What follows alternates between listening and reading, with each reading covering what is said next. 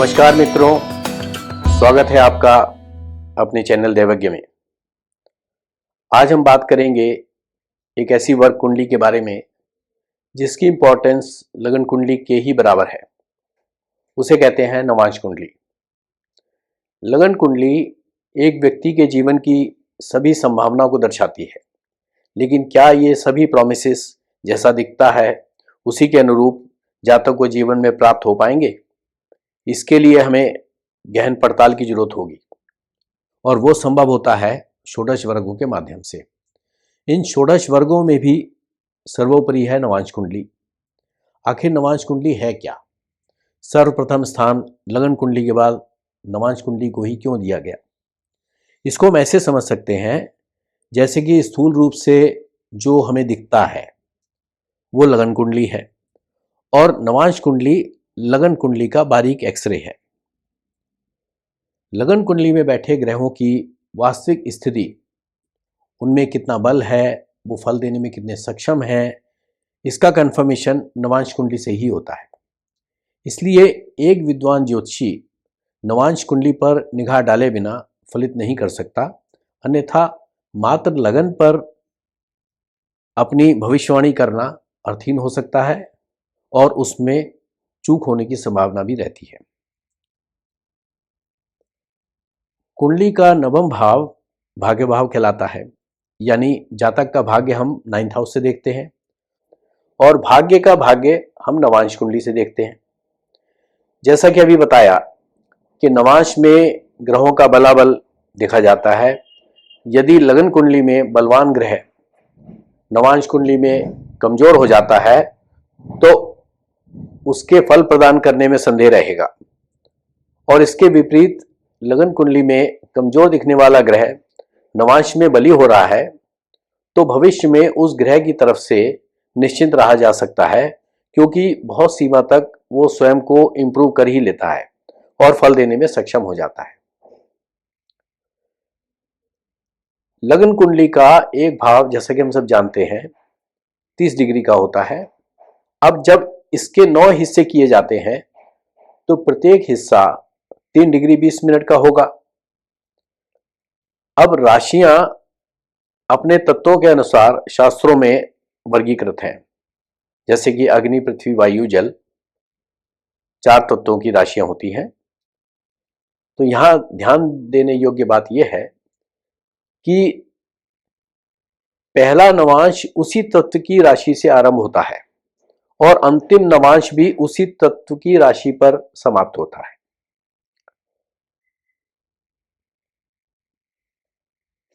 वैसे तो नवांश कुंडली से विवाह और वैवाहिक जीवन के बारे में देखा जाता है, परंतु नवांश कुंडली का अध्ययन स्वतंत्र रूप से भी लगन कुंडली के साथ साथ किया जाता है।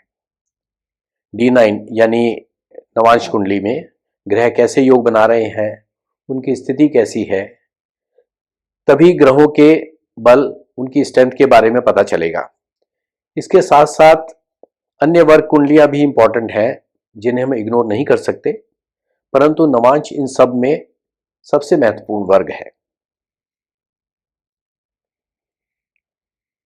अब इसके बाद आता है एक शब्द, वर्गोत्तम। अब वर्गोत्तम क्या है, इसको समझने का प्रयास करते हैं। वर्गोत्तम से तात्पर्य है कि लग्न और ग्रह का एक से अधिक वर्ग में उसी राशि में जाना। जैसे कि लगन कुंडली का लग्न भाव नवांश कुंडली में भी लगन में उसी राशि में पड़े, अर्थात दोनों लग्न एक ही राशि में पड़े, तब हम कहेंगे कि लग्न जो है वर्गोत्तम है। ऐसे में वर्गोत्तम लगन का मतलब हुआ कि जातक की शारीरिक व मानसिक स्थिति बहुत स्ट्रांग होगी, क्योंकि हम लगन भाव से शरीर को देखते हैं। उसके बाद में हम ग्रहों की स्थिति का आकलन करते हैं। यदि कोई ग्रह लगन में माना कि मेष राशि में है और नवांश कुंडली में भी मेष राशि में गया तो वह ग्रह वर्गोत्तम कहलाएगा। वर्गोत्तम ग्रह उस कुंडली के लिए बलवान और अति शुभ हो जाता है।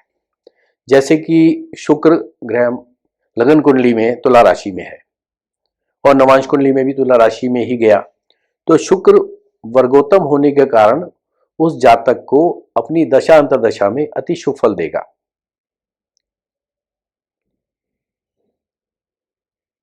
अब इसके साथ ही यदि वर्गोत्तम ग्रह भावेश की पोजीशन के अनुसार फेवरेबल पोजीशन में बैठा है, फेवरेबल भाव में बैठा है, तो उसके फल देने की क्षमता और श्रेष्ठ हो जाएगी, अर्थात वो फल देने में और ज्यादा सक्षम होगा और बेहतर परिणाम दे पाएगा। और यदि इसके विपरीत भावेश से वर्गोत्तम ग्रह की पोजीशन अशुभ भावों में है, षडाष्टक है, द्विद्वादश है, तो वो फल देने में उसके काफी कमी आ जाएगी और हो सकता है कि नकारात्मक परिणाम ही प्राप्त हो। उसके बाद हम देखते हैं वर्गोत्तम ग्रह और उनका राशियों के साथ रिलेशन। यहां एक इंपॉर्टेंट बात ध्यान देने वाली है कि ग्रह कौन सी राशि में वर्गोत्तम हो रहा है।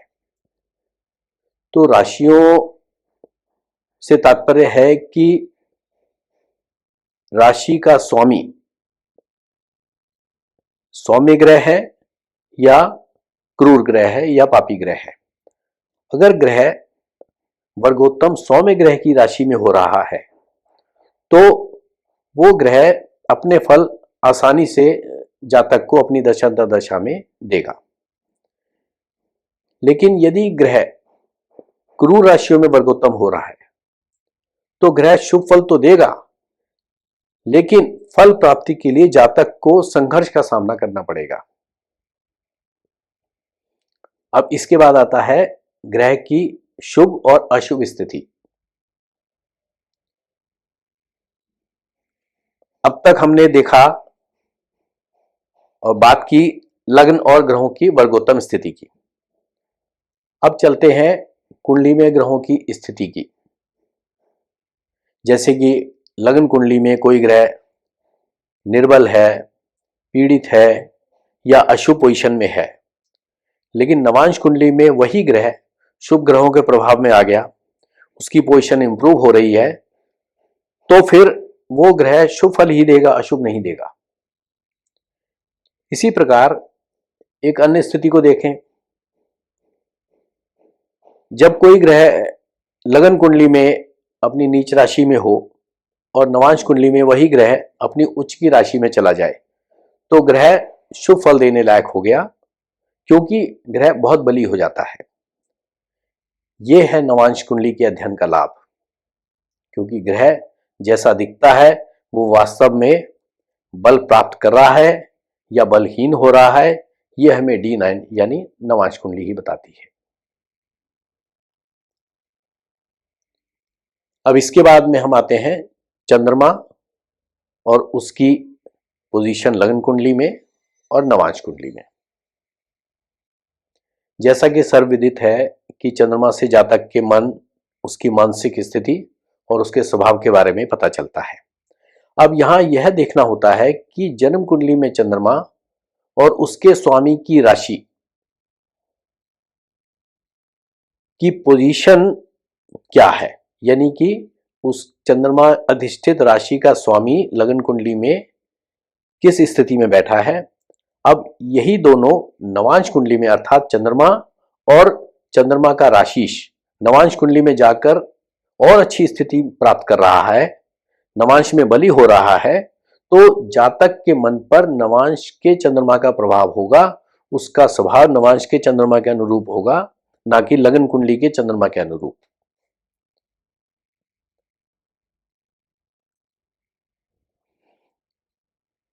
इसके बाद हम देखते हैं कि नवांश कुंडली का प्रयोग। आमतौर पर नवांश कुंडली का आकलन विवाह की संभावनाओं और वैवाहिक जीवन के बारे में पता करने के लिए किया जाता है। अब जैसे कि लगन कुंडली में विवाह का प्रॉमिस शून्य हो या वैवाहिक जीवन के बारे में नेगेटिव बता रहा हो, विवाह का योग ना हो, परंतु नवांश कुंडली में विवाह का योग भी हो और वैवाहिक जीवन की स्थिति अनुकूल हो रही हो और शुभ हो, तो ऐसे में हम कह सकते हैं कि जातक का विवाह भी होगा और उसको वैवाहिक जीवन का सुख भी प्राप्त होगा। तो मित्रों, ये था आज का नवांश पे एक छोटा सा चर्चा। आशा करता हूं इस चर्चा से आप लाभान्वित होंगे और इसे प्रयोग में लाकर अपने फल कथन को और अच्छी तरह से निखार सकेंगे। शेष अगले वीडियो में। धन्यवाद।